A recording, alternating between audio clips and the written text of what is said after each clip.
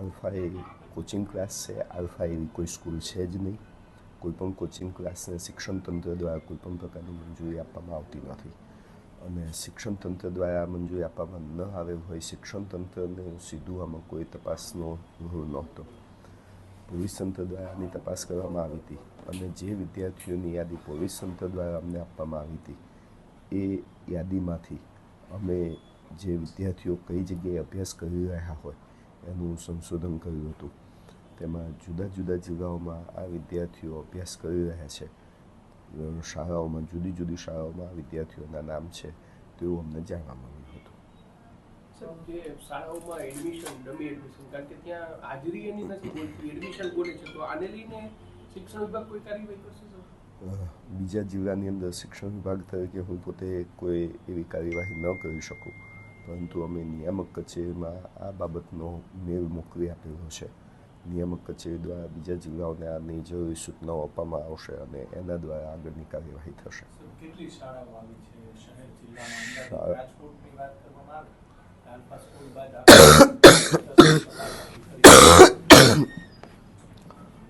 રાજકોટ જિલ્લામાં સ્કૂલોના નામ આવ્યા છે. એ સાથે સાથે બીજા જિલ્લાઓની પણ સ્કૂલોના નામ આવેલા છે. બધા જિલ્લાઓમાંથી દાખલા તરીકે અમદાવાદમાં 8 છે, અમરેલીમાં 95 વિદ્યાર્થીઓ છે, અરવલ્લીની અંદર 10 વિદ્યાર્થીઓ છે, ગીર સોમનાથના 48 વિદ્યાર્થીઓ છે, જુનાગઢના 29 વિદ્યાર્થીઓ છે. આમ જુદા જુદા જિલ્લાના જુદા જુદા વિદ્યાર્થીઓ આ જગ્યાએ ભણતા હતા. એમની પોતાની જે સ્કૂલ હશે એ સ્કૂલ ખાતે એમની હાજરીના જે પ્રશ્નો છે એ શિક્ષણ તંત્ર દ્વારા, નિયામક કચેરી દ્વારા જુદા જુદા જિલ્લાઓને જ્યારે સૂચના મળશે ત્યારે એની ચકાસણી કરવામાં આવશે. સર, રાજકોટ શહેર જિલ્લાની જે સ્કૂલોના નામો આવ્યા છે, તો એમને કોઈ નોટિસ અથવા તેમની સામે કોઈ કાર્યવાહી? એમની પહેલાં હાજરીની ચકાસણી અમારે કરવાની થાય, જે અમે અમારી રીતે કરી રહ્યા છીએ અત્યારે.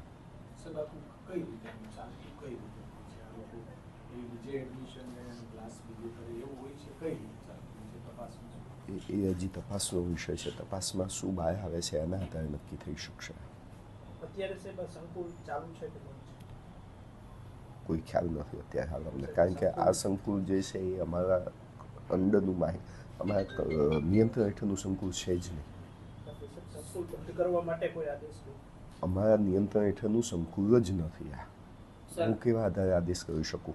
સર, આ જેમાં કેટલીક ગ્રાન્ટેડ અને કેટલીક સરકારી શાળાના વિદ્યાર્થીઓના નામ આવ્યા છે, તો આ શાળાઓની સામે કોઈ પગલાં લઈ શકાય છે કે એમની?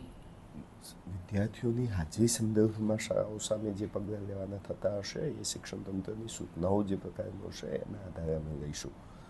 સૌથી પહેલો મહત્ત્વનો મુદ્દો એ છે કે આમાં વિદ્યાર્થીઓની હાજરી ખોટી રીતે પૂરાઈ હતી કે નહોતી પૂરાઈ, એ ચકાસણીનો વિષય છે. રાજકોટ જિલ્લાની જ્યાં સુધી બાબત છે ત્યાં સુધી આ ચકાસણી અમે અમારી કક્ષાએથી કરી રહ્યા છીએ. તપાસ ચાલે છે, તો ટ્યુશન ક્લાસ છે એને બંધ કરાવવા માટે કોઈ કાર્યવાહી થશે?